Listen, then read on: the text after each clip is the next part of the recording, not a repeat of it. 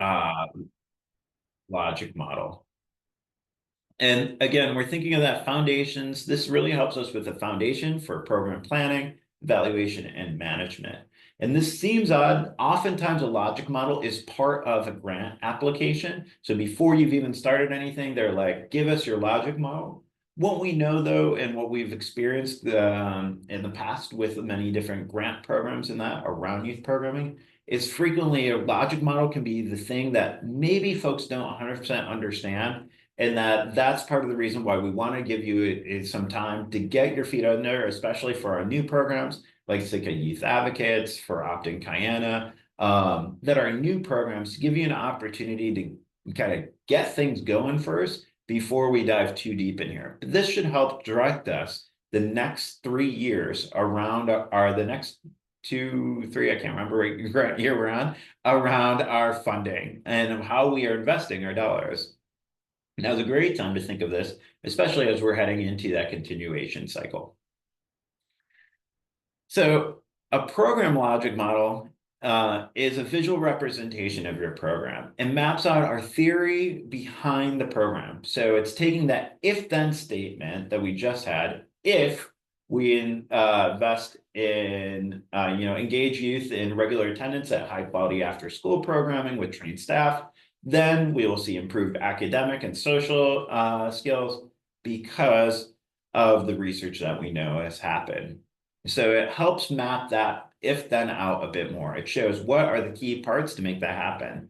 And it helps act again as a foundation for us really thinking of our planning, evaluation, or management of it. And it's a bit of thinking of the puzzle pieces. Well, we might be able to see what the image of the puzzle is, but if one piece of the puzzle is missing, we might not have the full picture on what it is. So the goal with a logic model is to help put our puzzle pieces of what we are doing and why we're doing it together. So we talked about the logic model. If we simplify this down to our if-then piece, it's really helping to put the logic model or the theory of change into that kind of logic model framework around what it looks like.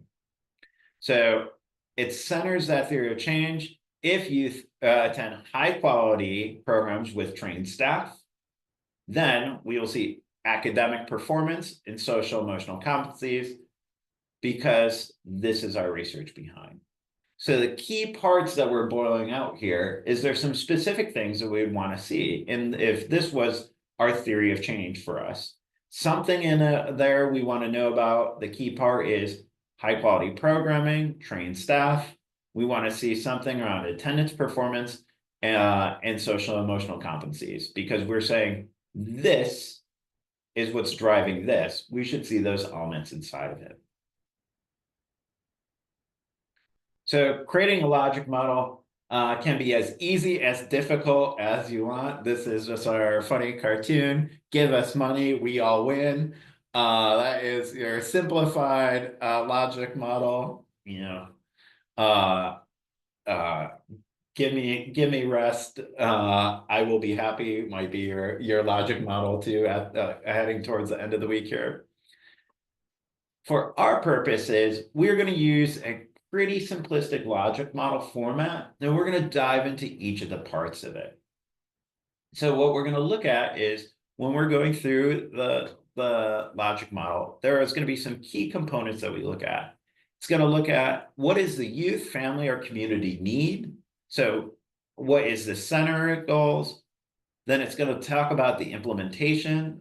So the implementation, this is some of how we evaluate whether or not we're meeting our goals. It's going to look at things such as inputs. It's going to talk about our activities we do, our outputs that should drive us towards the outcome. So inside of this, you can see the youth, family, and community needs. It's an underlying program you're trying to address through the programs and centers. So what are some of the things that you are trying to address through your programs? I'm going to maybe call on Tyler. What is a community need that you're trying to address by offering after school here?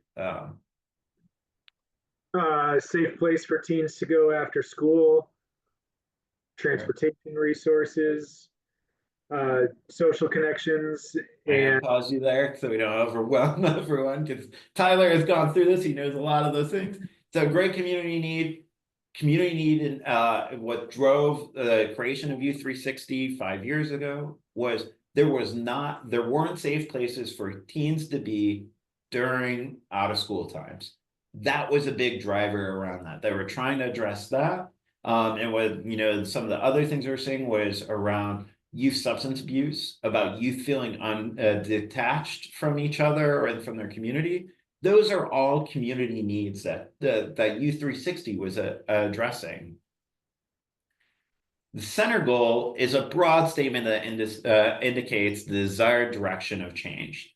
So the goal may be, if Tyler's community need part here was around youth don't have a safe place to be during out of school time hours, and we're seeing juvenile crime increase by X%. That might be his need. Center goals would be to create a welcoming environment where all teens feel like they belong and matter. That inputs then is looking at what are the material, human resources, or other assets being put into it. So the investment in the program, it shouldn't just be, oh, we're putting money into it, but it's thinking of what are those specific things. It's thinking of then how do those things relate to the activities that we're doing to reach students or families. It's going to then talk about the outcomes. So what are the products of the activities? And extend to what the activities are implemented as designed, expose participants to recommended dosage, such as program attendance, or delivering high quality and engaging participants. So those are those outputs. A lot of our outputs might be things we are already collecting, such as those performance measures on your quarterly reports. Our outcomes then is the conditions to which we are expecting the change as a result of what we're doing. So this may be a change in attitudes, knowledge, or behaviors. So how are we helping to drive those changes? Tyler, I'm going to call on you again. What is one of the outcome pieces that U360 has been measuring on their survey? If you recall, December, U360 shared their student survey. What's maybe one of the outcomes you're hoping to see change by your programming? yeah, well, I've mentioned it already, but the percentage of youth that report that they feel that they matter and belong and feel connected to their community. Right. So right away you can see that connection. So if the issue is teens don't have a place to be and feel like they don't and they're reporting that they don't matter, the outcome should have a connection to that piece. And that's part of what the logic model does and how the puzzle pieces start fitting in place. If Tyler's piece here was around youth don't have a safe place to go and they don't feel like they matter in their community. And his outcome here is changing around as something instead that it is the outcome is to improve graduation rates. There's probably some missing pieces in between, or we might not have the right puzzle piece for this part. And that's what we're going to walk through a bit more now on the logic modeling pieces. So when we think of the idea of needs and goals, we are centering the center's goals are a broad statement indicating the desire. What needs have youth and families identified that the program plans to address? What are the goals to address that need? So it's thinking of something as, we're going to use an academic focused one for after school first for our example here. Example of the need, families are struggling to understand how to help with homework. The program goal may be to increase family engagement. The inputs that this after school program is focusing on is those are those material or human pieces being put into the investment in the program. So what additional new resources do we have? Do we need to put in to fully address and the identified needs and realize our goals? So in this case, we'll see the full part broken up. Examples could be staffing, specific curriculum, training. Those are all pieces that help move us there.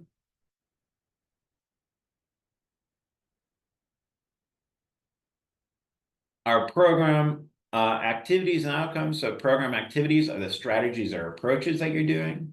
So this could be that you're going to host a family night or parent engagement strategy once a quarter to engage families so they understand how to help with homework. Outputs are the products of the program activities. They can also be the extent to which the activity are implemented with fidelity. And so things such as unduplicated youth in our program attendance.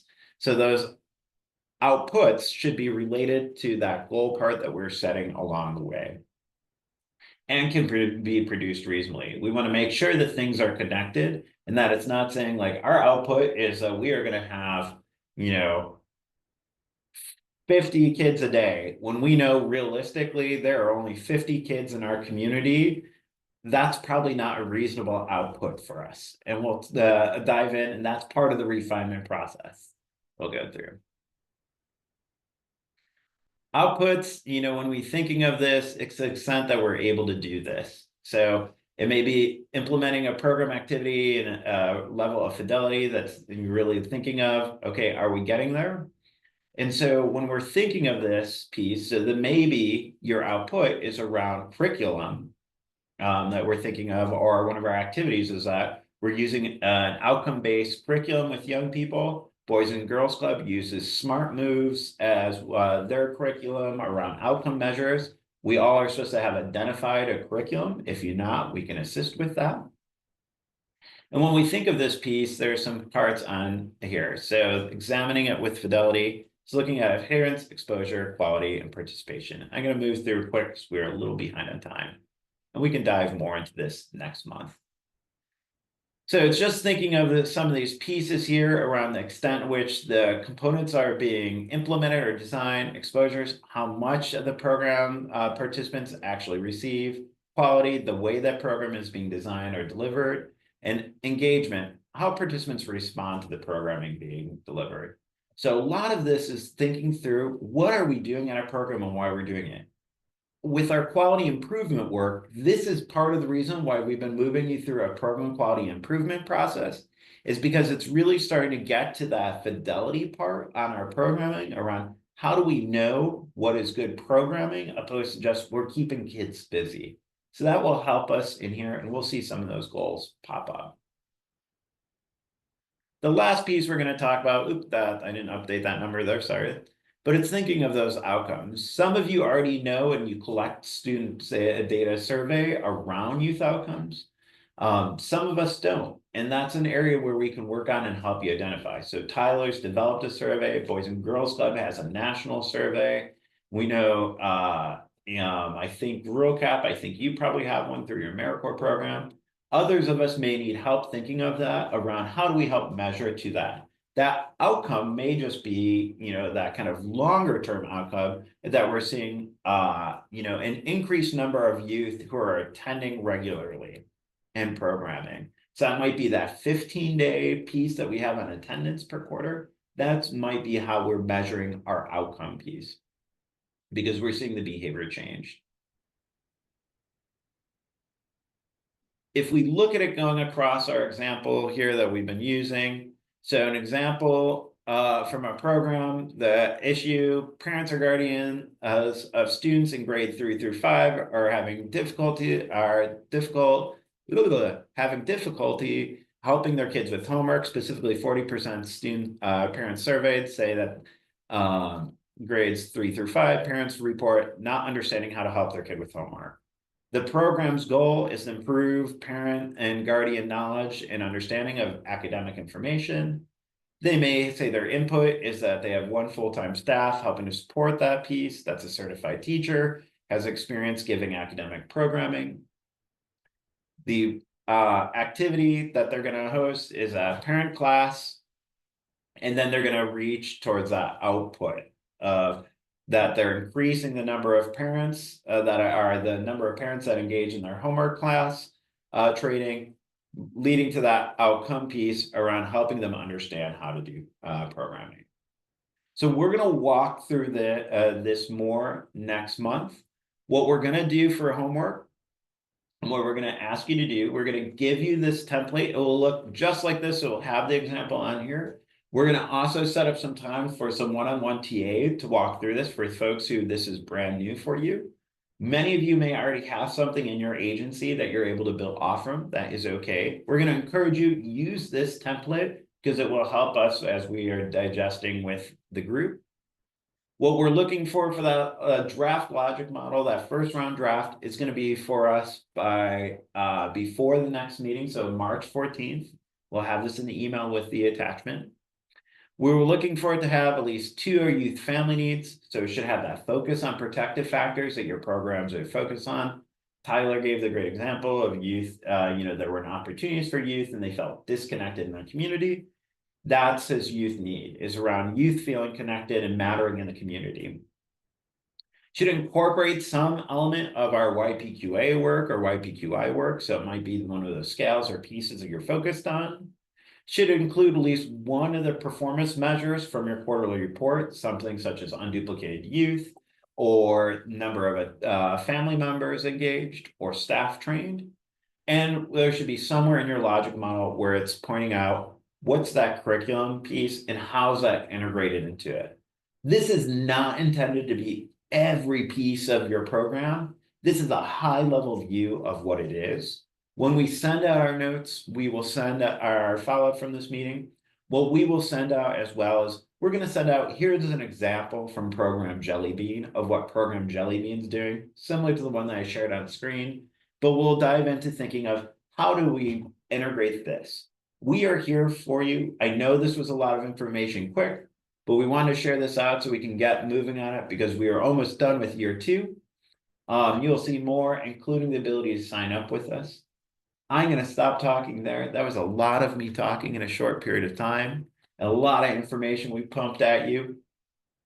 Wanted to see how are folks feeling right now? And it's okay. I'm going to say 1, 3, or a 5. 1 being, woo, Thomas, I am so lost. 5 feeling I'm great. 3 being somewhere in between. I need more time to think and digest. You can give me a 1, 3, or 5.